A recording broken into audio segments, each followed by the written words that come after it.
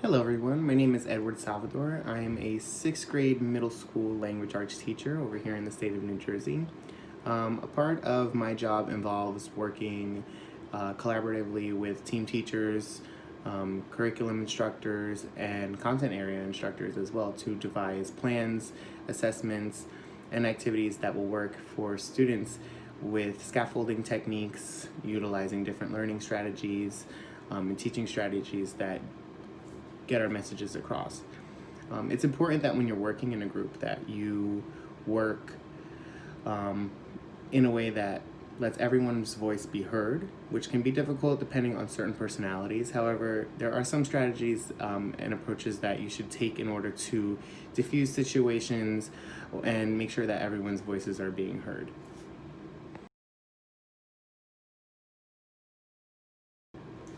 One of the most important parts about working in a group involves that people are assigned certain tasks. So it's important to allow one person to be a speaker, right, while they are voicing their opinions and their ideas that they wish to engage upon.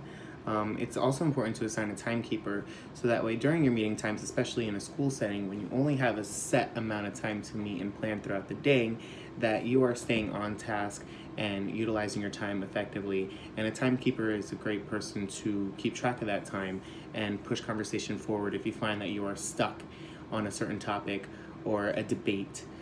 So it's useful to have somebody who can push everything along. It's also important to draft an agenda. This keeps everyone on task and it creates a bit of an outline of a conversation that you can have. So when you're meeting regularly, every day that you meet or every time that you meet, it ensures that you are staying on task, which hopefully avoids any interferences or hopefully settles any extended debates or arguments. Another important aspect that is involved with collaborative settings is to be inclusive. In a school setting, especially with team teachers, we have multiple content area teachers meeting together to discuss students, assessments, assignments, etc. And even if you feel like you are questioning whether somebody should be there, at the end of the day, it's always better to have more input from varied personnel in a room as opposed to a limited mindset. So this allows members who are Another important aspect in meeting and working as a collaborative team is to be transparent, clear, and concise. The purpose of communication should be emphasized upon the beginning of the meeting so that all audience members understand what they are called for and what the objective is for the meeting. The desired outcome should be reflected as well to hopefully keep everyone on the same mind track as well. By being transparent, clear, and concise, you can get your messages across more effectively and within a timely manner, which also relates back to utilizing your time as effectively as possible.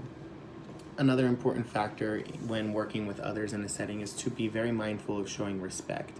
It's important that no one person feels that their voice is more valuable than the other, and that comes with listening to others, opening conversation for everyone else, and not putting yourself in a mindset where your voice is the only voice, where your mindset is the only correct mindset. When working together, you're welcoming other ideas, you're welcoming other people with different backgrounds and experiences in order to create something more beautiful, more unified, and more inclusive.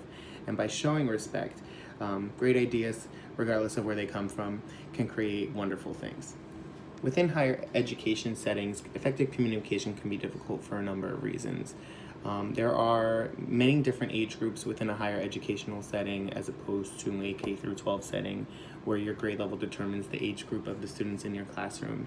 There are different experiences, there are different responsibilities faced by these students in higher education, along with bigger class sizes. For example, in a lecture hall of about 100 students, it could be hard for a professor to build a rapport with students, along with asking each individual student to contribute a piece of their experience into the class, which can make those connections and those communications a little bit more foggy in a sense. In the event that there is an escalation or a disagreement that occurs within a classroom regarding a grade or an assignment or just any other typical conflict within a classroom, could be a debate, opinions, etc. The first way to de-escalate the problem would be to speak to the student with respect, along with welcoming their opinions right? Because everyone has a different background, different experiences, different mindsets.